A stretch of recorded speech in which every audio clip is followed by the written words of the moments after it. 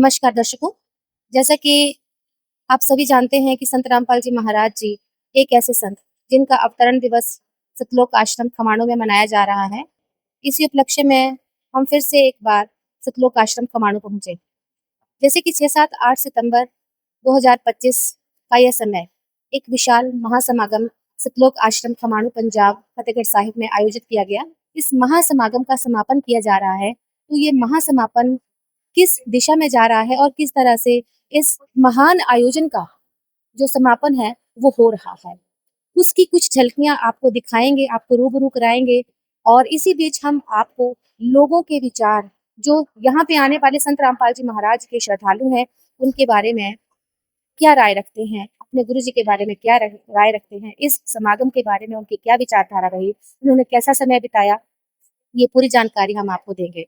तो फिर इसी कड़ी में आज मैं आपको रूबरू करवाऊंगी कुछ ऐसे संत रामपाल जी महाराज जी के शिष्यों से जो यहाँ पे आते हैं और यहाँ पे काफी लंबा समय व्यतीत करके जाते हैं। यहाँ पर एक माता जी खड़ी हैं, मैं उनसे बात करूंगी। नमस्कार माता जी। सत्साहिब जी। क्या नाम है आपका? निर्मला दासी। यहाँ की व्यवस्थाएं कैसी हैं? बहुत अच्छी है जी, खाने की पीने की देसी घी का भंडारा बनता, लड्डू राम, जलेबी राम, सब कुछ, सब्जी राम, पूड़ी राम, सब कुछ अच्छा अच्छा बनता जी। किसी को भी कितने भी आ जान, कोई भी किसी को भूखा नहीं, कोई तिसा नहीं, सबके साथ दूध के बच्चों ने दूध, सब्जी तरह तरह की सब्जियां बनती है, सब कुछ भंडारे में तैयार है। छोटे बच्चों को दूध, बुजुर्गों को दूध, दवाई और सब कुछ, सब बिछौने सब कुछ, बिस्तरे से लेने के, ऊपर सोने के लेने के, सब कुछ की सुविधा है जी। किसी चीज की कमी नहीं है, साबुन तेल सब कुछ, सारा कुछ फ्री है जी। किसी चीज की यहाँ पर कमी नहीं है। परमात्मा सतगुरु रामपाल जी की दया से कोई भी यहाँ बीमार हो जाते तो भागकर दवाई ले आते हैं जी, डॉक्टर के पास भी लेकर जाते हैं। किसी भी चीज की यहाँ पर ना सतगुरु रामपाल जी ने नहीं, भगवान जी ने कोई भी कमी नहीं दे रखी है जी। बहुत बहुत धन्यवाद आपका इस महत्वपूर्ण जानकारी के लिए। साहिब जी। तो जैसे कि माता जी ने हमें बताया कि किस तरह से यहाँ पर हर चीज़ निःशुल्क उपलब्ध करवाई जाती है, खाने-पीने से लेकर बच्चों के दूध तक को फ्री दिया जाता है। इवन जो दवाइयाँ हैं, मेडिसिन्स हैं, जो बीमार हैं, कमज़ोर लोग हैं, उनको भी उपलब्ध करवाई जाती हैं। तो इन सारी चीज़ों को देखकर ऐसा लगता है कि संत रामपाल जी महाराज जी एक बहुत अच्छा कार्य कर रहे हैं। आजकल के ज़माने में कोई व्यक्ति किसी की कोई हेल्प करके राज़ी नहीं है। लेकिन यहाँ पर अगर संत रामपाल जी महाराज जी के शिष्यों को देखें, उनके आश्रमों में देखें, तो अलग ही चीज़ देखने को मिलती है। तो जैसे कि मैंने आपको बताया कि संत रामपाल जी महाराज जी का ये दिन जो है, उनका अवतरण दिवस के रूप में मनाया जा रहा है और ये समापन की ओर बढ़ रहा है।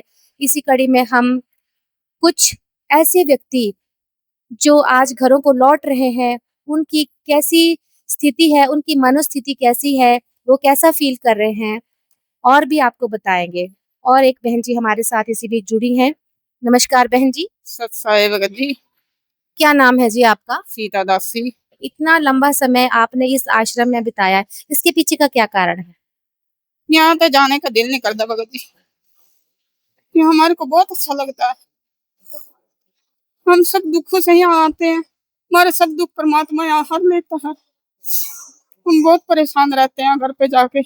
यहाँ पे हमारा कोई, यहाँ पे कुछ याद नहीं आता, कोई चीज भी, घर की कोई पिछली याद नहीं आती है। पहली बात हमारे को मोक्ष चाहिए भगत जी, हम मोक्ष के लिए यहाँ पे आते हैं।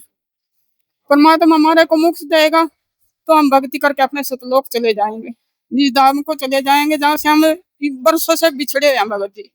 मेरा भगत भी बहुत बीड़ी पीता था, उसकी भी परमात्मा की दया ही तो उसकी भी बीड़ी छूट गई। महीना महीना ने बीड़ी छोड़ के देखनी थी, उसकी बीड़ी नहीं छूटती थी, बहुत बीमार रहता था, मैं भी बहुत बीमार रहती थी।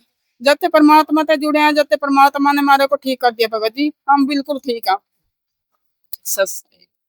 तो जैसे कि इन माता जी के विचार सुनने से हमें पता चला कि किस तरह से इनके जीवन की जो समस्याएं थी, जो ये अपने परिवार में फेस कर रहे थे, अपने पारिवारिक जीवन की समस्याओं को लेकर इन्होंने अपने विचार व्यक्त किए और संत रामपाल जी महाराज जी के जो कार्य हैं, उनका गुणगान करते ये थक नहीं रहे हैं। तो संत रामपाल जी महाराज जी ने बहुत अच्छा एक मिशन शुरू किया है और संत की महिमा अपरंपार, ये शब्द यहाँ पे आकर सार्थक हो जाते हैं। तो इस बीच में आपको पता चला कि किस तरह से ये तैयारियां की गई और किस तरह से अब समापन की ओर ये कार्यक्रम बढ़ रहा है। थोड़ा सा और आगे बढ़ेंगे, आपको दिखाएंगे। टेंट्स यहाँ पे लगाए गए थे, बहुत अच्छी डेकोरेशन की गई थी। अब ये सारी चीजें जो हैं समापन की ओर हैं। आप देख सकते हैं यहाँ पर जिस तरह से शुरुआत में सभी शिष्य, सभी सेवादार बड़ी तत्परता से इस समागम को सफल बनाने के लिए पूरा अपना प्रयत्न कर रहे थे, बिल्कुल उसी तरह सभी सदस्य अब समापन के समय इसको आगे बढ़ा रहे हैं। जानने की कोशिश करेंगे किस तरह से यहाँ पर तैयारियां की गई थी और वो कैसे समापन की ओर बढ़ रही है। अगर आप देखें तो बड़े बड़े बर्तनों की सफाई यहाँ पे चली हुई है। आप देख सकते हैं जो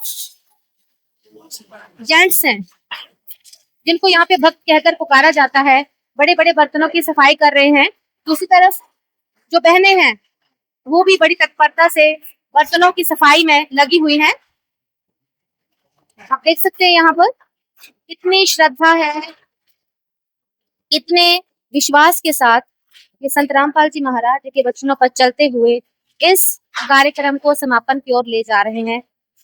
एकजुटता, मिलनसार और आपसी भाईचारा, प्रेम भाव यहाँ पर देखने को मिल रहा है। आप देख सकते हैं यहाँ पर बहुत ही ज्यादा मात्रा में यहाँ पे जलेबियां रखी हुई हैं। जलेबियां बनाई जा रही हैं, गरम गरम जलेबियां बनाई जा रही हैं। आप देख सकते हैं ये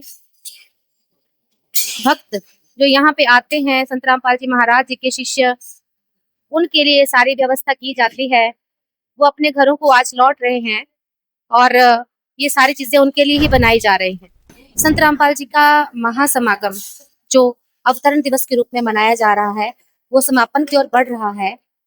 इसी कड़ी में हम पहुंचे भंडारे की ओर। भंडारा जहाँ पर संत रामपाल जी महाराज जी के शिष्यों को हर समय उपलब्ध रहता है। भक्त जो दिन रात भक्तों की सेवा में लगे रहते हैं। इसी बीच हमारी मुलाकात हुई है संत रामपाल जी महाराज जी के एक और शिष्य, उनसे हम बात करेंगे और जानेंगे। नमस्कार जी। जी क्या नाम है जी आपका? दयादास। तो यहाँ पे जैसे संत रामपाल जी महाराज जी का अवतरण दिवस मनाया जा रहा है, आज उसका अंतिम दिन है। यहाँ पे जो भी भक्त आते हैं और जो घरों को लौट रहे हैं, तो उनके लिए किस तरह की खाने पीने की व्यवस्था यहाँ पर की गई है?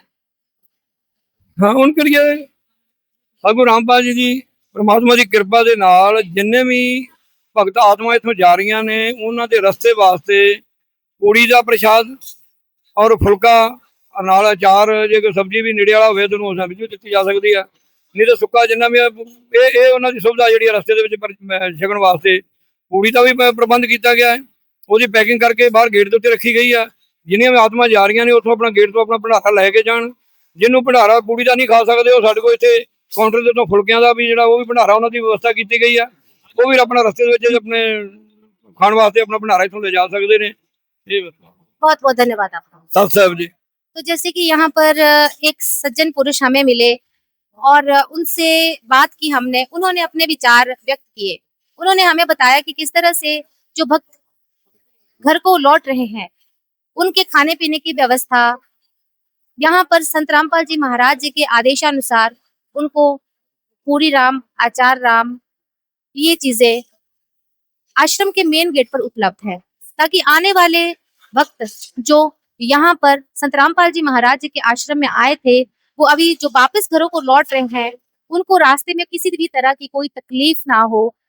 तो यहाँ पर ये चीज सार्थक होता है कि संत रामपाल जी महाराज जी एक ऐसे संत जो समाज सुधार की दिशा में बहुत बड़ा एक कदम उठा रहे हैं और इस कार्यक्रम को निरंतर आगे बढ़ा रहे हैं। अपने भक्तों की इतनी चिंता यहाँ पर संत रामपाल जी महाराज ही कर सकते हैं। ये उनके शिष्यों के विचारों को देखकर हमें लगा। बहुत ही धन्यवाद है आपका।